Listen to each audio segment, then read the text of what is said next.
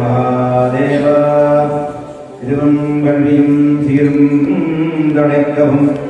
கருணை பூக்கவும் தீமையை காக்கவும் பருவமாய் நமது உள்ளம் படுக்கவும் பெருகுமாறு புள்ளடி பேணுவாம் என்பார். நாட்டிலே கேணி என்ற திருத்தலத்திலே அருள் பார்த்துக் கொள்ளக்கூடிய சித்திவிநாயகர் பெருமானுடைய திருவருளை வேண்டி ஆலய சிவாச்சாரிய பெருமக்கள் மற்றும் சிவாச்சாரிய பெருமக்கள் ஆலய நிர்வாகத்தார்கள் அடியார்கள் அன்பர்கள் அனைவருக்கும் எம்பெருமானுடைய திருவருளைக்க பிரார்த்தித்து இந்த ஆலயம் புலம்பெயர் நாடுகளிலே பல ஆலயங்கள் இன்று நல்ல ஒரு அறங்களோடும் ஆலய ஆன்மீக வழிபாடுகளும் நடைபெற்று வருகின்றன. அந்த வகையிலேயும் இந்த டென்மார்க்கிலே சித்திவிநாயகர் பெருமான் ஆரம்பமாகி இதற்காக 25 ஆண்டுகள் நிறைவாக ஒரு காலங்கள் வந்து கொண்டிருக்கின்றன. அத்தோடு இது ஒவ்வொரு கும்பாபிஷேகம் நடைபெறுவதை காலத்துக்கு அதை நிறைவேற்றிக் கொண்டு வருகின்ற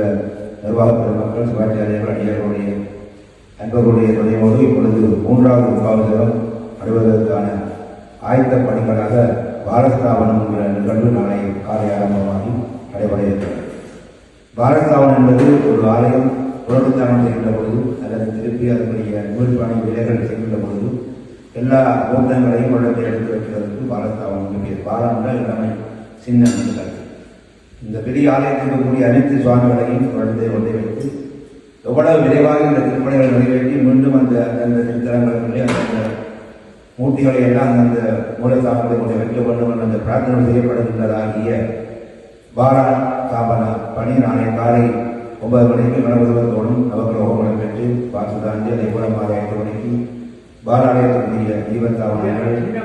எல்லா சுவாமிகளுக்கும் கும்பங்கள் வைத்து அந்த உலகாலம் பூஜித்த அந்த சுவாமியுடைய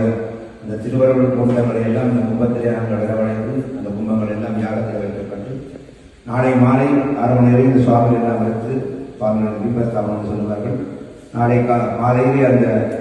புதிதாக அமைக்கப்படக்கூடிய பாலாலயத்திலே அந்த எல்லா முத்தங்களையும் அங்கே வைத்து வியாழக்கிழமை காலையிலே இங்கே 8:30 மணிக்கு பூஜைகள் ஆரம்பமாக தொடர்ச்சியாக இந்த யாக பூஜைகள் என்ன நம்ம சுவாமி எடுத்து வைத்தாலும் அதுக்கு எல்லா விதமான மரியாதையும் செய்ய வேண்டும். அந்த உபச்சாரங்கள் பூஜைகள் எல்லாம் செய்து அதை அங்கே வைத்து அந்த கும்பாவதம் நடைபெறுகின்ற நாள் வரைக்கும் இந்த பூஜைகள் எல்லாம் மிக சூட்சமாக எல்லா திருவிழாக்கள் செய்ய முடியாது, உற்சவங்கள் செய்ய முடியாது, இந்த திருப்பணி நடைபெற்றுக் கொண்டிருக்க போகின்றது. அதனால இந்த பாலாலயத்திலே எல்லா சுவாமிகளும் உற்சவங்களும் எல்லா சுவாமிகளும் அந்த சிறிய ஆலயத்திலே நிர்மாணிக்கின்றதான நிகழ்வு வியாழக்கிழமை காலை 8:30 மணிக்காரணமாக தொடர்ந்து யாக பூஜைகள் கோபங்கள் சிவசாதங்கள் இடம்பெற்று 12 மணி அளவில் இந்த சுவாமிக்கான பாலாலய கும்பாபிஷேகம் இடம்பெற்று தொடர்ச்சியாக இந்த ஒவ்வொரு நாளுமே நடைபெறுகின்ற பூஜைகளோடு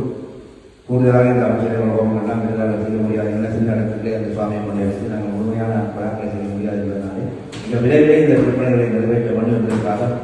நீங்கள் எல்லாம் பிரார்த்தனை பண்ணி ஆலய சிவாச்சாரிய பெருமக்கள் ஆலய நிர்வாகர்கள் கும்பாபிஷேக திருப்பணியாளர்கள் அதிகாரிகள் அன்பர்கள் அனைவரும் திருமணம் செய்து மிக விரைவிலே அந்த மகா கும்பாபிஷேகம் நான் நினைக்கிறேன் 3 கும்பாபிஷேகத்தை காணக்கூடிய அன்பர்கள் இருப்பார். ஆரம்பத்திலிருந்து இந்த 3வது கும்பாபிஷேகம் காண்பது மிக ஒரு சிறப்பான ஒரு பேரவர்கள் நான் நினைக்க வேண்டும். அந்த வகையிலே இந்த ஆலயத்தினுடைய 3வது கும்பாபிஷேகம் மிக விரைவில் நடைபெறுவதற்கான ஆயத்த பணிகள் நாளைய தினம் காலையில் இங்கே 9 மணிக்கு ஆரம்பமாகி நாளை மாலையும் நாளை மறுதினமாகிய வியாழக்கிழமை காலையிலே யாக பூஜைகள் என்பதை தெரிவித்து அனைத்து அதிகாரங்களும் கலந்து கொண்டு இந்த பெருமானுடைய பிரார்த்தனையை வேண்டி மிக நிறைவான கும்பாபிஷேகத்தை காண்பதற்கான பிரார்த்தனைகளை நிறுவனமாக ஆலயத்தின் சார்பாக